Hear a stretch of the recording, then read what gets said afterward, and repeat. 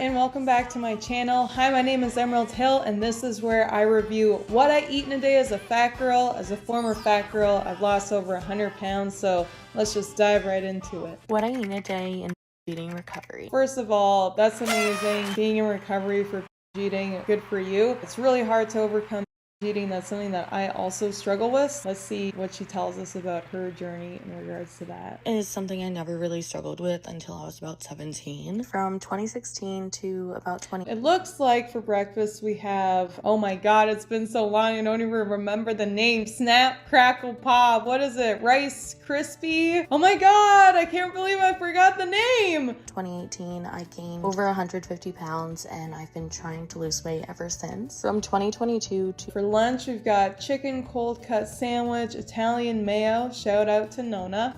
And then we have mini cookies and water with lemon. So water with lemon is really good. To 2023, I had lost over 60 pounds, eating healthier, cooking my meals, not binging, exercising. But then I got badly injured and was bedridden for months. Something that is just sort of a part of life is recognizing that injury leads to a lot of feelings of being set back. My mom was injured and she gained a lot of weight. I think that she gained 60 pounds or something like that. And she had lost 100 pounds. So it was a real struggle for her, acknowledging like, not only did I have to go through a lot of pain dealing with this, but I also have to kind of go through a grieving process of the fact that I worked really hard to get that weight off.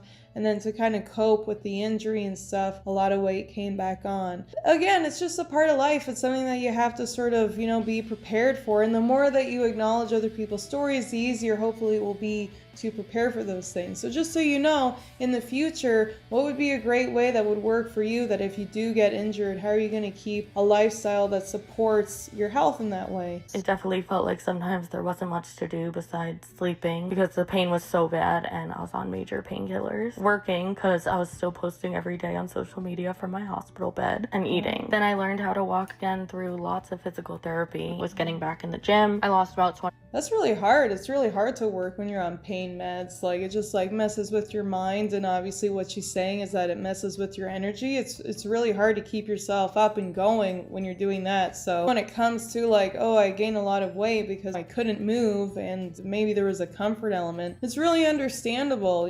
Sometimes you're just in a really tough spot. 20 pounds, and then after some ongoing events, things have been really difficult for me and just a lot coming up. I did gain some weight back, but I weighed myself today and I'm at 292, which is actually my lowest weight post-accident. I have been debating getting on a GLP-1, but the process can feel so overwhelming. You know what? I've been doing a lot of research and meeting with my different doctors, but like the difference between the GLP-1s, like Ozempic and semaglutide and tirzepatide, however you freaking say them, it can be difficult, but I'm figuring it all out and I'm taking you guys along with me. I'm so excited for this year and everything that's in store for us. I think the most important thing is just always getting back up no matter what life throws at you. Our future is so bright. If you're struggling right now, please remember it always gets better. I love you. Bye. Aw, I love you too. Bye. Well, I think that her day was really good. I thought that I saw a lot of healthy stuff. She had a lot of home cooked meals. If you wanted to tweak some things here and there, switching out those little cookie snacks, not even having them in the house because it's just so easy to pop one in and not even remember it. Like, there's so many times where I've tried to film on what I eat in a day and I'm like, wow, I can't believe how much I snack because I forgot to take, video of this, but I know that I did, and then I blah, blah, blah, blah, blah, blah, excuses. So I'm just saying that if I know that I sneak in a couple of extra snacks and I don't even acknowledge it, maybe, just maybe, other people do too. There was a Sprite there, maybe switching it out for something that doesn't have calories in it. Maybe I love diet ginger ale, there's diet Sprite. Some people really don't like those things, so just being aware and being mindful of what snacks you have, because you can't have Sprite as a snack, but you have to acknowledge that it is a snack that takes up some room in that energy portion, energy consumption list. It takes up space in your calorie counting thing. And then also the cereal in the morning, switch that out with some protein like eggs and stuff like that. Maybe have a little bit on the side, but the more protein you have, the more full you'll feel, and then the easier it will be not to snack throughout the day. Bam. Well, good for you. Oh my God, good for you for working on all of those things. And just the fact that you're cooking your own stuff. Yes, good job. What I ate today on my first day binge free, and I'm still 0 pounds down. I'm never First day binge free. Good for you. It's so hard to curb So good for you. Never hungry the morning after a binge, usually because I'm still full. So this morning I just had an iced vanilla coffee and I took care of destroying all the evidence of the binge over the weekend. I need you to understand that today is not about healthy eating. Today is just about not binging. I spent Oh, totally fair. Absolutely. I think that it's almost like alcohol and you're hungover the next day and you're like, you know what? Should I have hair of the dog? Should I have another beer just to get rid of that hungover feeling? It's so easy. I already binged yesterday, so I might as well, have leftover of whatever I had. Like if I only had half a pack of pasta, might as well have the other pack of pasta for lunch, right? Or if there was any gummies left, just going out and buying more gummies and saying like, oh, well, I had to finish off that bag. I already ruined the day, so I might as well get more and then just start fresh tomorrow. These are the mind games that you play. It's very frustrating. So that's really good to keep in mind. Today isn't about eating super healthy. Today, the goal is just not. Spent the entire weekend eating junk, and the thought of waking up today and eating healthy, I knew would end up in a binge if I did that. Like I knew if I ate healthy today, by tonight I would binge because it's just too much of a jump. But I did make efforts in the right direction. For example, I got a chicken burger instead of like a combo meal with 2 burgers, which is what I usually get. And quite frankly, at this point, if I was not filming, I would be right back at McDonald's for dinner because that's the only thing I wanted. But instead of getting takeout again, I decided to opt for some gas station food, which I know, like, and I'm hopeful at one point in my life, most of my choices when it comes to food are going to be healthy. But for right now, today, after a weekend of to me, this is such a win. I felt super satisfied after this. Honestly, I thought about food all day today, and it took everything in me to not just go crazy and pig out. But I think by taking even the babyest steps, I'm heading in the right direction, and habits build upon each other. So when I got home, all I wanted was a sweet, sweet treat. Honestly, that's right. Like she was showing all kinds of stuff and she said, oh, I wanted to go to McDonald's, but I went to the gas station instead. Some people might look at that and say, no, that doesn't count. You still went to the gas station. That's still cheese. Whatever. But the truth is that she could have gone back to McDonald's and gotten the double burger with the combo, which means fries and a drink, and then maybe even snacked more later because she felt bad about going back to McDonald's again. Or she had the cheese and the fruit, which is really good for you. And in her mind, she's like, yes, I'm making those steps. I'm making a change. And as long as you are in that mind process, it all really, really counts. It all really pushes towards building your self-esteem and your confidence and that you can make good decisions and learning along the way, right? Maybe even when you do have the gas station sandwich or whatever, having even more higher protein, or trying to go out of your way to find a grocery store and like making sandwiches at the park or something like that. Who cares? You're doing a really good job. Congratulations. Treat. I wanted a sweet treat immediately. I got these healthy Rice Krispie bars for Charlie's lunch, but I decided Oh, healthy. What? I got these healthy ones? Let's see. I saw the box. Crispy squares. Oh, it does say lower in sugar.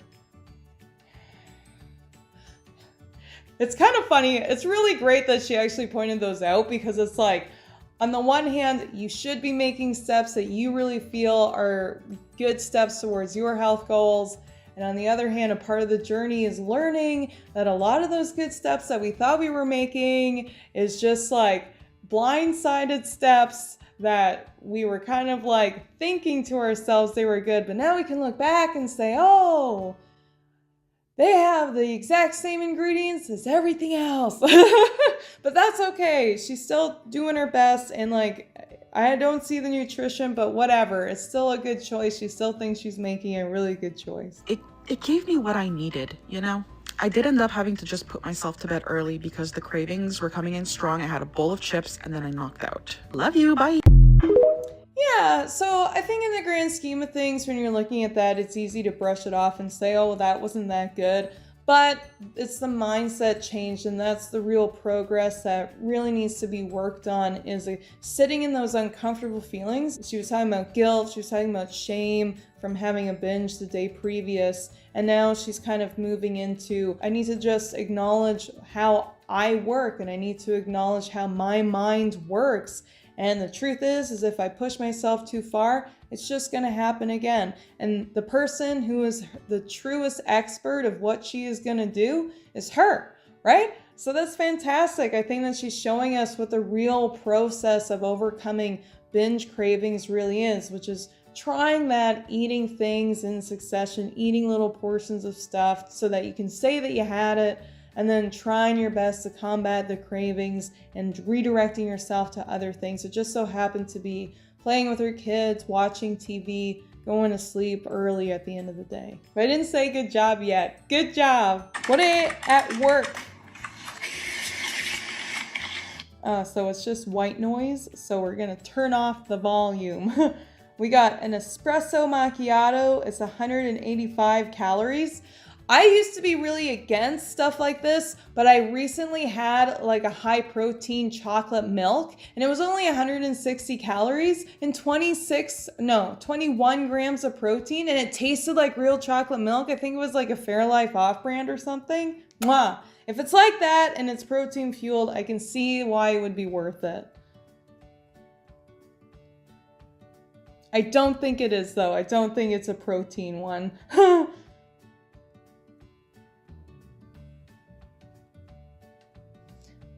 Hardly filled donut, 244 calories. I don't believe it. I can't see that donut being only 244 calories.